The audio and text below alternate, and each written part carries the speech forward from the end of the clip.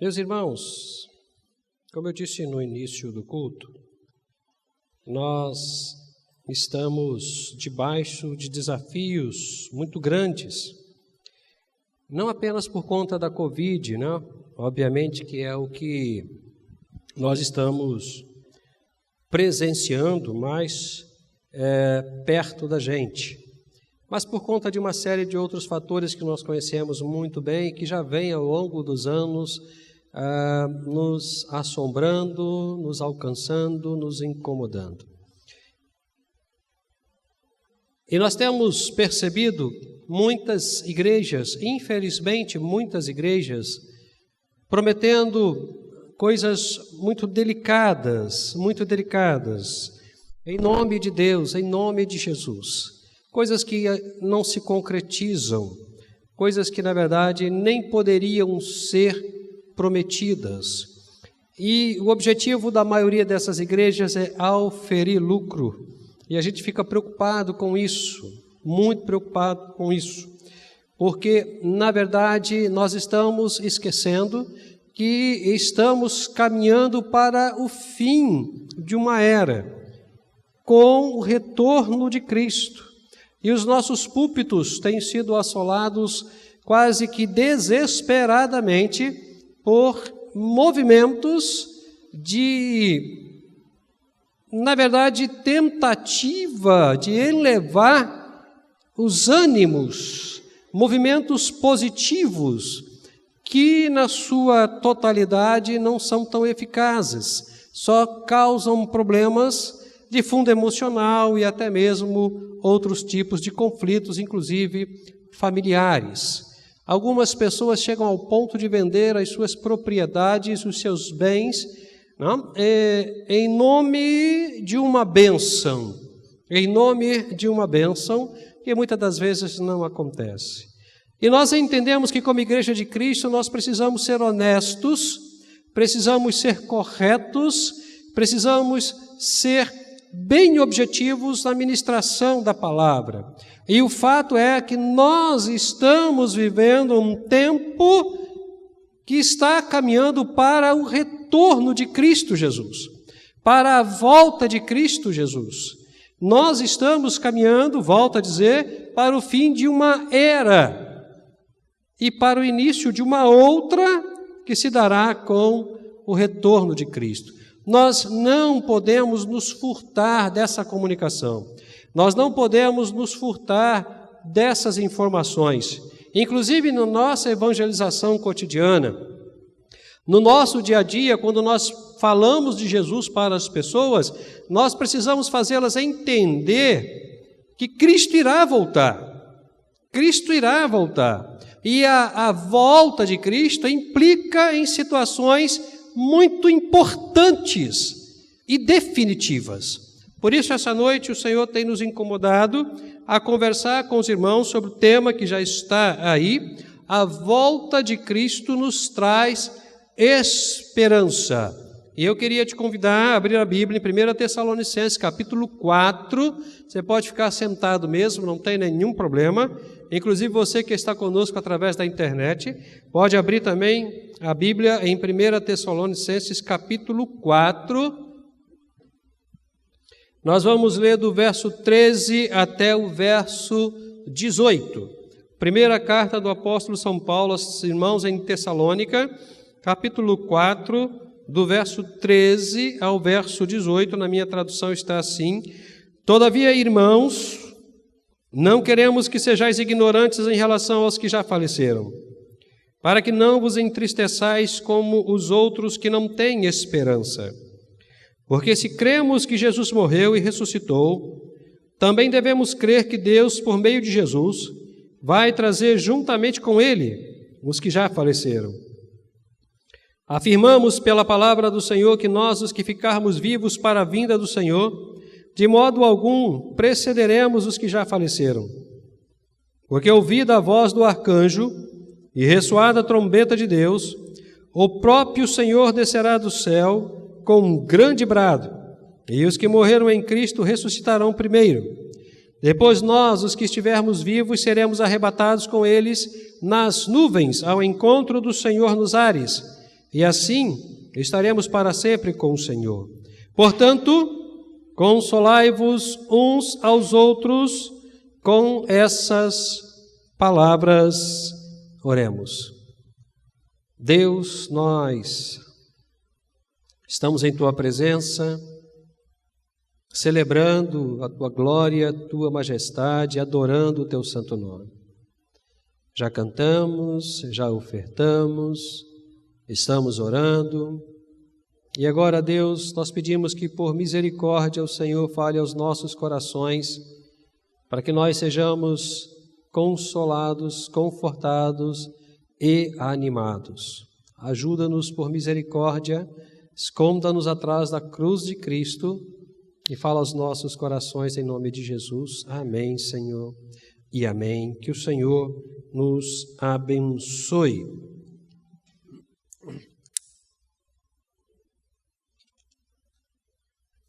Meus queridos irmãos, a porção textual que nós acabamos de ler faz parte de um documento que foi produzido pelo nosso irmão apóstolo Paulo, já com Jesus, aproximadamente no ano 50 da era cristã. Uma curiosidade, sendo o primeiro documento a ser escrito do Novo Testamento. O segundo foi o Evangelho de Marcos. Se os irmãos prestaram atenção na leitura inicial, que foi o capítulo 5, no versículo 11, há a mesma informação do capítulo 4, versículo 18. Nós terminamos a leitura do versículo 18 com a seguinte frase: portanto, consolai-vos uns aos outros com essas palavras. E encerramos a leitura inicial no versículo 11, por isso aconselhai-vos e edificai-vos mutuamente, como de fato já estáis fazendo. Palavras de ânimo, palavras de consolo, palavras de conforto. E aí, nós fazemos a pergunta: por que Paulo está orientando os irmãos de Tessalônica a buscarem o conforto mútuo, o consolo mútuo? Por que Paulo está fazendo isso? Como eu disse, essa carta foi escrita aproximadamente no ano 50, sendo a primeira carta registrada do Novo Testamento. Foi escrita num contexto de muita perseguição à Igreja de Cristo Jesus, particularmente no contexto gentílico, fora dos arraiais dos judeus, porque a igreja começa a caminhar em Jerusalém, mas depois ela vai para além da cidade de Jerusalém, vai embora, vai caminhando. E Tessalônica era uma província romana.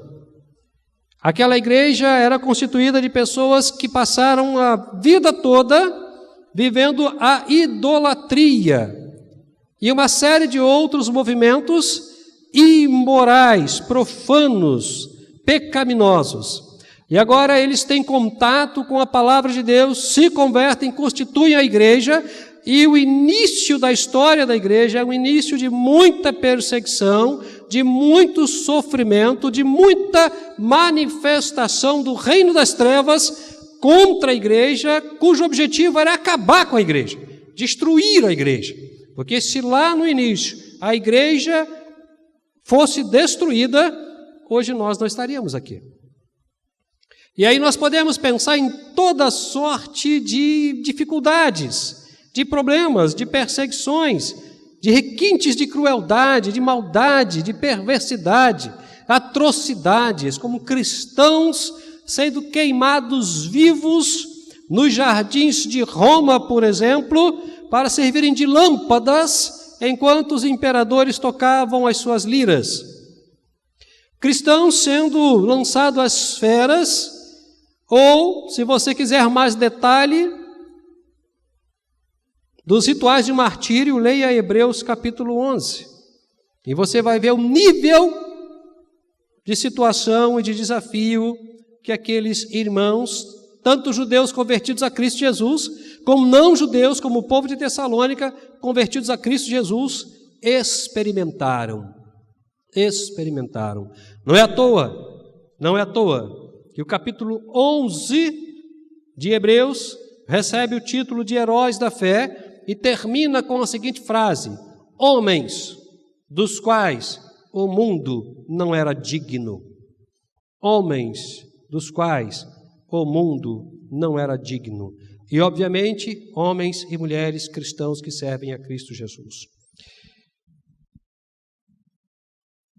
Muita luta, muita perseguição.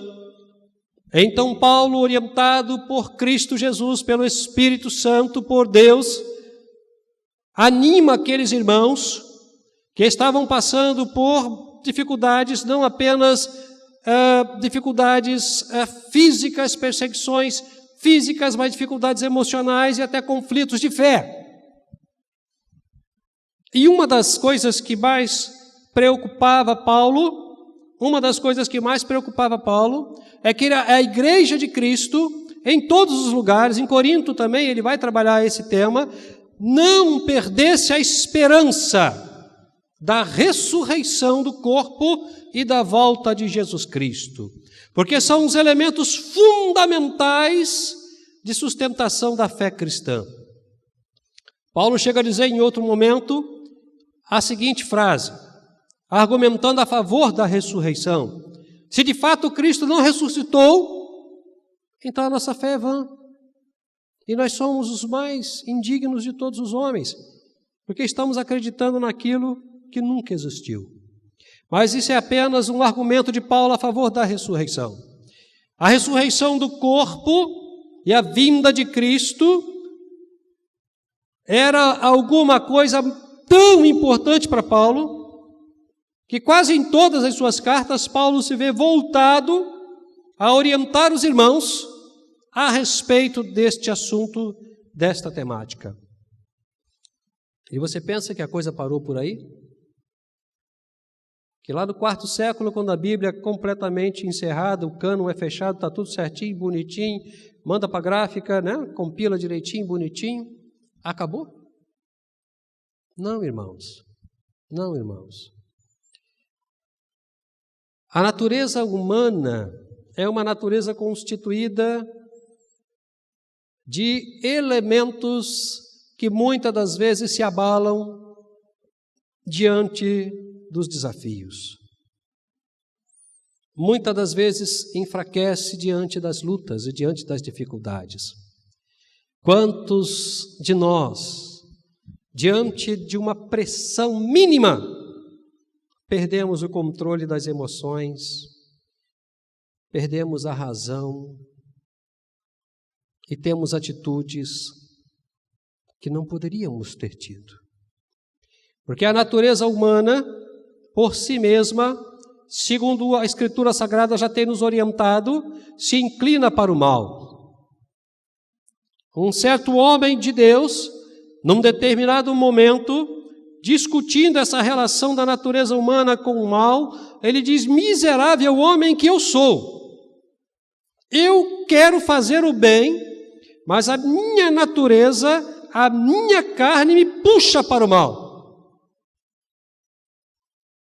E então é necessário que a gente entenda que por nós mesmos, nós não temos a menor condição de nos sustentarmos diante dos desafios que se levantam contra nós. Porque esse mesmo homem que falou isso, miserável homem que sou, ele disse também: mas eu dou graças a Deus por Cristo Jesus, que tem me sustentado, que tem me animado. Então, irmãos, uma natureza humana inclinada para o mal não justifica a ausência de fidelidade a Deus. Por quê? Porque Deus nos deu o Espírito Santo, nos deu toda a autoridade, toda a condição espiritual de vencermos esta batalha. E, na verdade, não somos nós quem a vencemos, é o Espírito Santo que vence a nossa natureza pecaminosa, aquele Espírito que habita em nós. Então, muitas das vezes, quando nós nos vemos tentados a desanimar, a desacreditar, olhando para o tempo, olhando para a circunstância, olhando para o movimento, olhando para o problema que se avoluma diante de nós, à medida que nós caminhamos, isso é notório, alguns de nós podemos pensar na possibilidade até de recuar, de desistir e de tentar achar um outro caminho de refrigério, mas temos, pela graça de Deus, o movimento do Espírito Santo que nos puxa de volta e diz: fica aqui, aqui é o melhor lugar, aqui você tem segurança, não se afaste, eu cuido de você, não desanime e não perca a esperança. Não perca a esperança, porque isso vai acabar. Isso vai acabar. Conversando uma vez com alguns irmãos, eu falei para eles o seguinte: o nosso problema é que nós ainda não aprendemos a viver na dimensão da graça de Deus, na dimensão da espiritualidade. Nós ainda vivemos na dimensão da temporalidade, da hora, dia, semana e mês. Todos os dias nós acordamos pensando nas contas que temos que pagar, nas dívidas que temos, no emprego que precisamos, nas lutas que vamos enfrentar naquele dia. Todas essas coisas são legítimas, irmãos, eu não estou dizendo que elas não são, mas muitas das vezes nós nos envolvemos tanto com essa dimensão material que esquecemos que aquele que cuida da gente não usa relógio.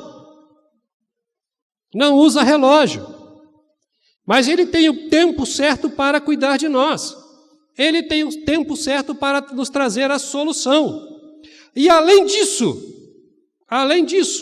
ele definiu um momento quando todas essas questões irão se encerrar e uma nova realidade, onde nada disso vai existir, acontecerá. Esse é o trabalho de Paulo na primeira carta aos Tessalonicenses e na segunda também. Mostrar para aqueles irmãos que, não obstante as lutas, as dificuldades, aqueles irmãos não deveriam olhar para os problemas, para as lutas, para as dificuldades, mas deveriam olhar para o porvir, para a promessa de Deus de que Cristo iria voltar para instaurar uma nova realidade. E Paulo trabalha com muita propriedade isso no capítulo 4 e também no capítulo 5, quando ele traz algumas informações muito preciosas que nós precisamos observar com carinho. Paulo não está informando aqueles irmãos que as coisas são simples e puras. Ele está dizendo que, não obstante eles estarem em Cristo, eles vivem dentro de uma dimensão real, concreta, onde as coisas acontecem. E uma das coisas que Paulo trata aqui é o fato da morte. Fato que nós estamos conhecendo muito bem e muito bem de perto.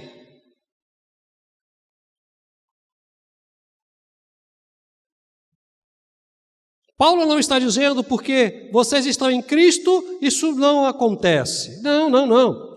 Paulo está dizendo o seguinte: o limite da dor, o limite da perseguição é o óbito, é a morte. Então Paulo trata aqui da morte, Paulo trata da ressurreição e Paulo trata da volta de Cristo. E vamos observar com carinho cada uma dessas questões que Paulo trata, transpondo para o nosso momento, para a nossa realidade. Primeira coisa que Paulo está tratando aqui é o fato da morte.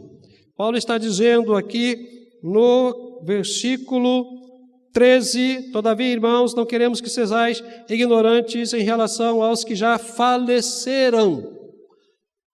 Eu não quero que vocês ignorem o que está acontecendo e o que vai acontecer, para que vocês não se entristeçam exatamente como aqueles que não têm esperança diante da morte. Nós temos feito, irmãos, desde março do ano passado, os irmãos sabem disso, não? Muitos sepultamentos, crentes e não crentes. E algumas vezes Eu já compartilhei algumas vezes com o pastor Roberto sobre isso, até com a minha esposa também. Algumas vezes ali, né, no cemitério, observando, né, os dois movimentos, o sepultamento do cristão e o sepultamento não cristão, a gente percebe nitidamente o que Paulo está dizendo. Aqueles que têm esperança e aqueles que não têm esperança. Você percebe isso pela manifestação do sentimento, pelo choro, pela lágrima derramada, pela não compreensão do que está acontecendo, pelas perguntas por quê, por que agora, por que não depois, por que não fui eu, por que não foi fulano, pelos desmaios.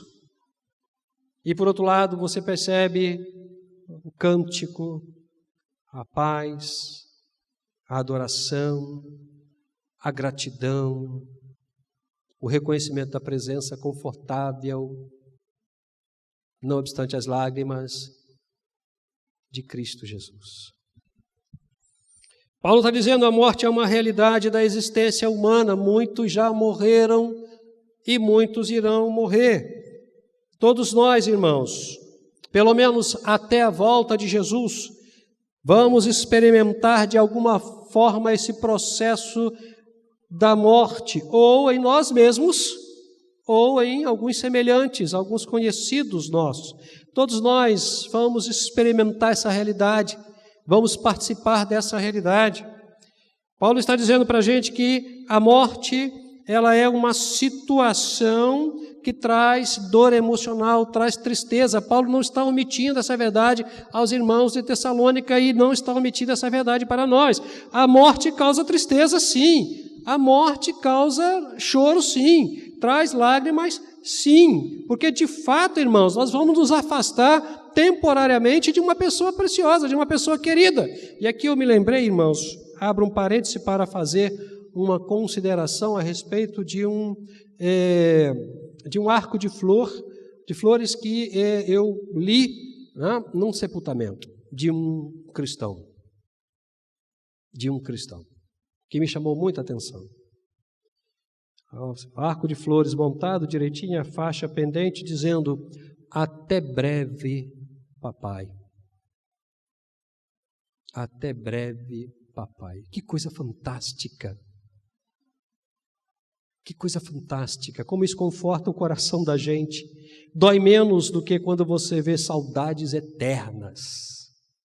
Saudades eternas. Será que você consegue conceber, meu querido que está conosco, e você que está aqui presente, o que é passar a eternidade sentindo saudade? Somente consegue conceber isso? Seu coração consegue conceber isso? Passar a eternidade sentindo saudade de uma pessoa que você nunca mais vai ver? É melhor ouvir até breve. Até breve. A gente não está dizendo, irmãos, que não pode haver tristeza. Paulo não está dizendo que não pode haver tristeza. O que Paulo está dizendo é que existe uma tristeza nesse momento de morte para além da tristeza natural, da tristeza normal. Aquela tristeza que vem a partir da desesperança. Aquela tristeza que existe na vida de quem não tem esperança. Essa é uma tristeza que gera um sintoma desesperador. Não é uma tristeza normal. Não é uma tristeza saudável. Não é uma tristeza da saudade temporária. Mas é uma tristeza do fim de uma existência. De uma certeza de que nunca mais será visto. Porque não há mais esperança na vida de quem pensa dessa forma. Nunca mais vou ver. Não há esperança. Paulo está dizendo: meus irmãos, vocês vão experimentar sim, ou em vocês mesmos ou em entes queridos, a morte. A morte é uma realidade, ela existe de fato, ela nos alcança. Mas vocês não precisam perder a esperança. Vocês não precisam perder a esperança, porque a esperança alimenta a fé de vocês e traz conforto, traz segurança, traz sustentação. Porque a esperança diz para você o seguinte: um dia tudo isso vai acabar.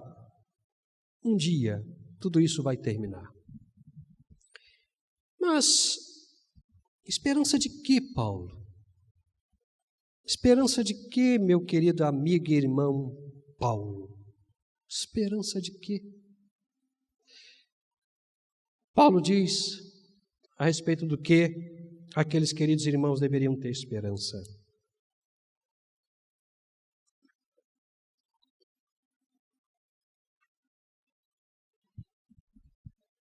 Versículo 14, porque se cremos que Jesus morreu, ressuscitou, também devemos crer que Deus, por meio de Jesus, vai trazer juntamente com Ele os que já faleceram.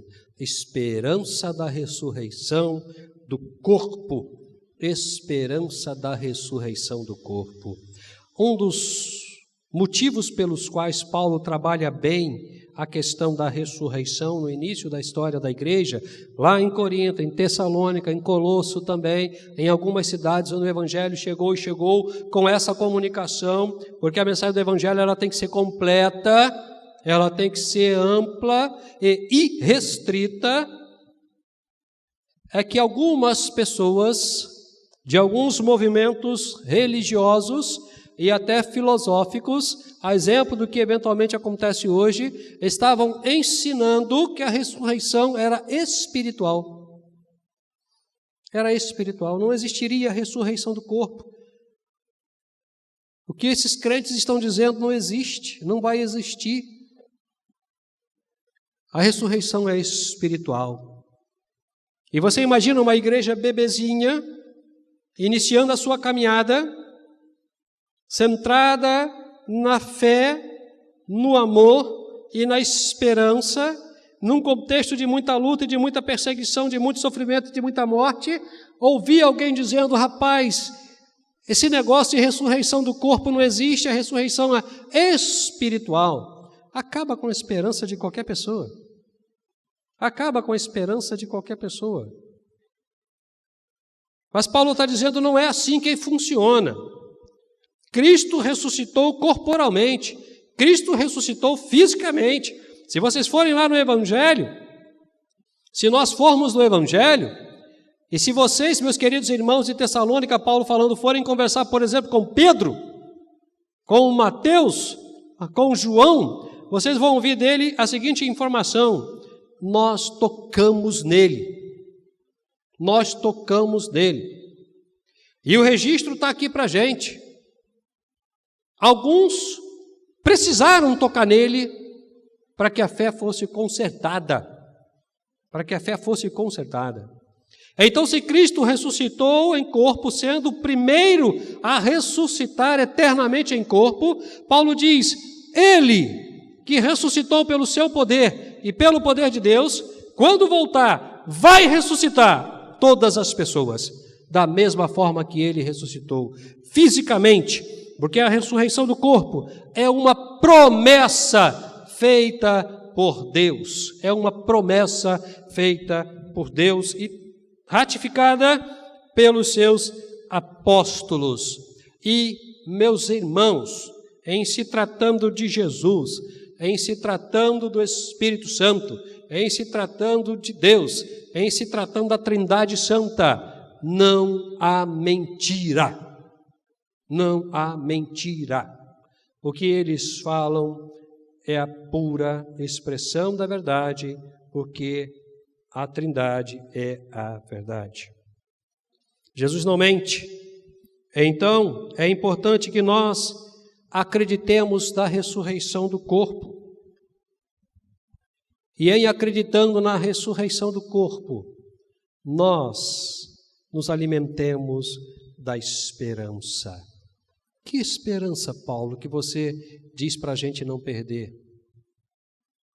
Nós fazemos essa pergunta para Paulo também. Que esperança é essa, Paulo? A esperança da ressurreição do corpo. Ok, Paulo? Bom. Mas quando isso acontecerá, Paulo? Quando acontecerá a ressurreição do corpo? Paulo também responde. Paulo diz, meus queridos, verso 16, porque ouvida a voz do arcanjo e ressoada a trombeta de Deus, o próprio Senhor descerá do céu com um grande brado, e os que morreram em Cristo ressuscitarão primeiro. Paulo está dizendo, quando Cristo voltar, aqueles que estiverem mortos ressuscitarão. E nem os irmãos de Tessalônica, nem nós precisamos saber o dia, o mês, o ano e a hora. O que nós precisamos saber é que Ele vai voltar. Ele vai voltar. E quando Ele voltar, a ressurreição acontecerá. Que dia glorioso, irmãos, para nós que aceitamos Cristo Jesus como Salvador. Quando nós pudermos encontrar os nossos queridos irmãos que partiram na nossa frente, que foram ao encontro de Jesus na nossa frente, com a certeza de que agora estaremos juntos eternamente, celebrando ao Cordeiro, adorando a Deus, vivendo alegremente, sem doença, sem morte, sem choro, sem lágrima. Quando isso acontecerá, Paulo? Quando os mortos ressuscitarão, Paulo? Quando Cristo voltar. Mas, me explica esse negócio de Cristo voltar. Meus irmãos, deixe-me falar uma coisa muito séria para os irmãos. A história da humanidade é a história do pecado. A história das perdas e das dores. A história da injustiça social, das calamidades, das pragas, das pandemias e coisas semelhantes a estas. E uma história com uma dimensão desta realidade tão trágica, irmãos, não pode ficar isenta da justiça. Não pode ficar isenta da justiça. A própria história da humanidade evidencia a necessidade do retorno de Cristo. O caos não pode se perpetuar. Não pode se perpetuar. O próprio fato do pecado evidencia a necessidade do retorno de Cristo. Por que Cristo vai voltar? Porque é necessário. Porque o mundo vive em pecado e o caos não pode se perpetuar. É preciso colocar ordem na história da humanidade. É preciso estabelecer justiça. É preciso estabelecer cuidado. É preciso isentar a humanidade de todos os males que acomete, de todos os sofrimentos que tem alcançado a humanidade. Deixa-me te falar uma coisa. Hoje, nós vivemos sob a graça de um Deus que ainda acredita na humanidade. Sabe, sendo bem dispensacionalista, estamos no período da graça. Hoje ainda nós vivemos debaixo da graça de um Deus que ainda acredita na humanidade e nos dá tempo para o arrependimento dos nossos pecados. Porém, meus queridos, dada a necessidade da manifestação da justiça, haverá um tempo cujas necessidades da justiça serão tão relevantes, que dará espaço ao retorno de Cristo para julgar a humanidade. E estabelecer sentenças necessárias por aquilo que cada ser humano realizou enquanto estava em vida. Paulo tem nos ensinado isso em outros momentos, o próprio Jesus tem nos ensinado isso em outros momentos, os apóstolos, de uma forma geral, têm nos ensinado isso em outros momentos. A volta de Cristo, irmãos, ela é uma volta para o estabelecimento da justiça. E para que haja justiça é preciso que haja julgamento. E para que haja julgamento é preciso que haja juiz. E haja aqueles que vão ser julgados. Toda a humanidade será julgada, inclusive nós. Toda. E o juiz é Cristo. Inclusive nós seremos julgados. É óbvio que nós seremos julgados, nós, aqueles que aceitamos Cristo como Salvador, seremos julgados num sentido de avaliação para o recebimento do galardão. Porque a partir do momento que nós entregamos a vida a Cristo Jesus, nós estamos isentos da perdição eterna. Mas, lamentavelmente, alguns que não aceitaram Cristo como Salvador e não terão um julgamento para avaliação de benefícios e de bênçãos e de galardão, serão julgados para condenação eterna. Infelizmente, essa é uma verdade da qual nós não podemos nos furtar. Nós não podemos nos furtar. Paulo, quando escreve aos irmãos em Tessalônica, ele está dizendo: como vocês estão passando por dificuldades, por perseguições, vocês vão morrer. Vocês vão morrer. Mas a morte de vocês não é um elemento que tira a esperança do povo de Deus. Pelo contrário, é um elemento que alimenta a esperança na ressurreição. E a ressurreição do corpo se dará quando Cristo voltar. E quando Cristo voltar, haverá, além da ressurreição, o julgamento final de todas as pessoas. E após o julgamento, a eternidade. A eternidade. O passaporte para a eternidade é comprado agora, no balcão do Evangelho. É melhor você comprar, se você não comprou ainda. Isso significa entregar a vida a Jesus Cristo. Caminhando para o fim dessa nossa reflexão, eu queria compartilhar, muito objetivamente, 5 lições que nós aprendemos nesse contexto de Paulo, nessas orientações de Paulo. 5 lições para as nossas vidas, além daquelas que nós acabamos de ver, 5 lições bem práticas, bem objetivas. E eu queria que você prestasse atenção. A primeira lição que nós aprendemos com toda essa orientação paulina a respeito da volta de Cristo, da ressurreição do corpo daqueles que já partiram, que partem e que irão partir. Primeira lição. A tristeza só faz morada no coração de quem não tem esperança. A tristeza só faz morada no coração de quem não tem esperança. Então, meu irmão, não perca a esperança. Não há motivo para você perder a esperança. Porque seja qual for o desfecho da sua história, aqui e agora, quando Cristo voltar, vai ser diferente. Muito diferente. Beneficamente é diferente. Alegremente diferente. A tristeza só faz morada no coração de quem não tem esperança. Segunda lição.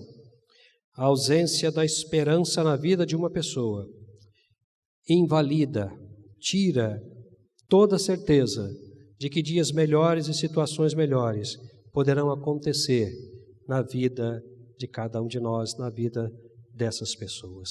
Se você não tem esperança, você não tem perspectiva de melhora.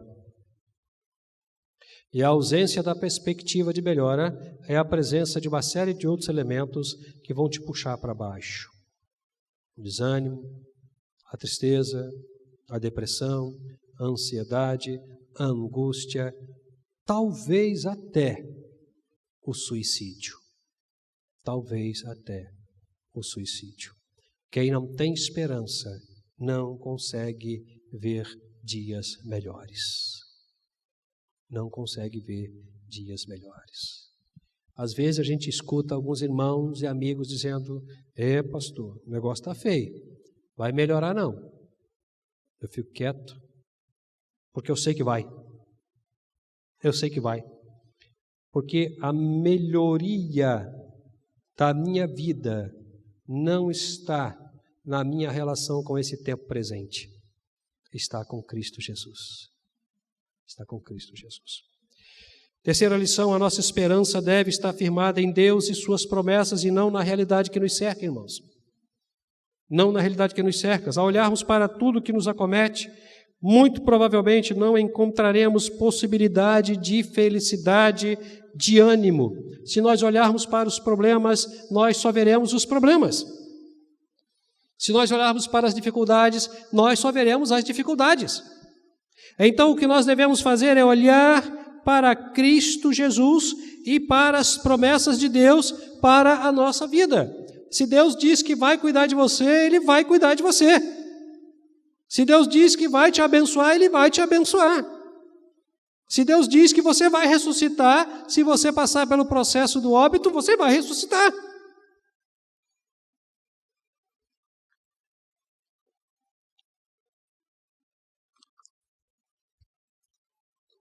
Não existe a menor possibilidade de construirmos nenhum tipo de realização satisfatória, de esperança ou de felicidade, olhando para os problemas, para as dificuldades. Eles precisam ser enfrentados, sim, com dignidade, com inteligência, com sabedoria, mas eles não são os elementos motivadores da nossa esperança, até porque seria um contrassenso, um absurdo, o problema gerar esperança. Esperança é gerada em nossa vida, é confirmada em nossa vida, quando nós olhamos para as promessas de Deus. Quarta lição. Deus prometeu que Cristo voltará para julgar a humanidade, trazendo recompensa e punição. O retorno de Cristo será precedido da ressurreição dos mortos. Se Deus prometeu, irmãos, se Deus prometeu, as suas promessas são fiéis. E nós podemos descansar, confiar inteiramente naquilo que Deus prometeu. Inteiramente, integralmente, plenamente, totalmente, mergulhar de cabeça naquilo que Deus prometeu, porque o que Deus prometeu, Ele irá cumprir. Quinta e última lição. Talvez seja a lição mais contundente. A volta de Cristo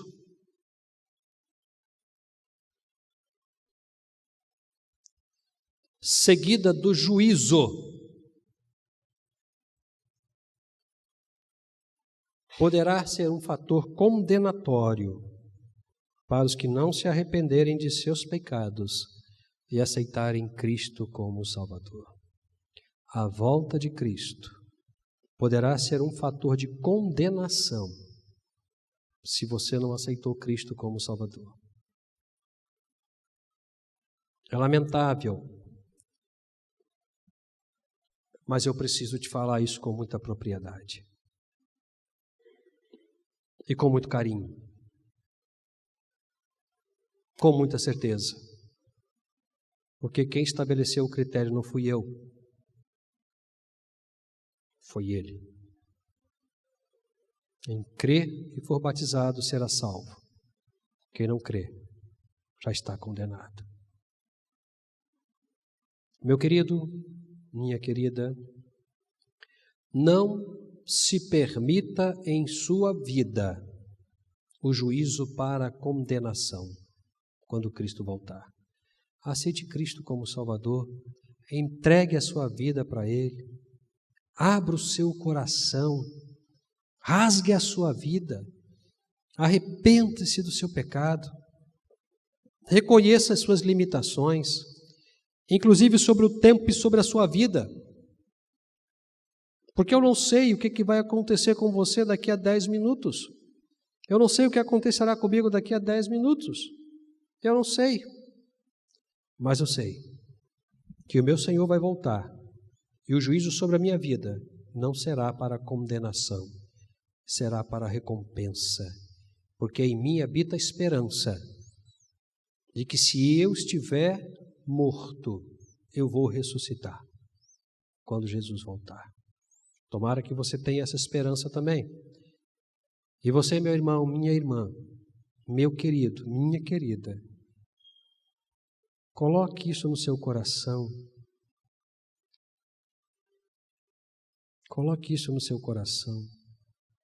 Confie em Deus, na sua promessa, no seu cuidado, no seu carinho, porque o que Ele prometeu, Ele vai cumprir. Se Ele prometeu que vai voltar para nos levar e vivermos eternamente com Ele, isento de todos esses problemas, de todas essas questões, Ele vai cumprir a sua palavra. Ele vai cumprir a sua palavra. Não há motivo para você desanimar. Não há motivo para você desistir. Porque esse não é o tempo. Esse não é o tempo do fim da nossa caminhada. Nós ainda estamos no processo da caminhada. O fim do processo da nossa caminhada acontecerá quando Jesus voltar. Confie em Deus integralmente. Coloque a sua vida nas mãos de Deus plenamente. E você, meu querido, que ainda não tem Cristo como Salvador, entregue a sua vida para Jesus.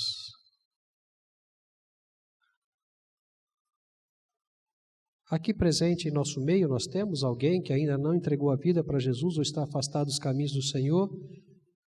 Só dá um sinal para eu identificar, dizendo: pastor, eu quero fazer parte da ressurreição daqueles que vão viver eternamente com Jesus, quando Jesus voltar.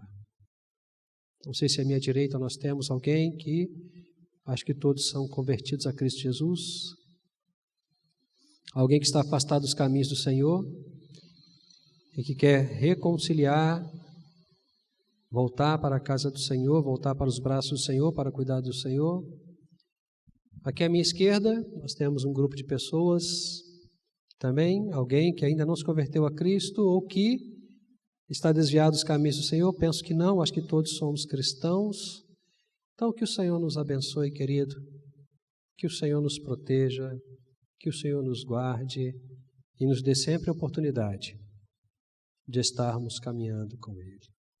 Amém, queridos? Amém? Vamos celebrar ao Senhor com um grupo de louvor?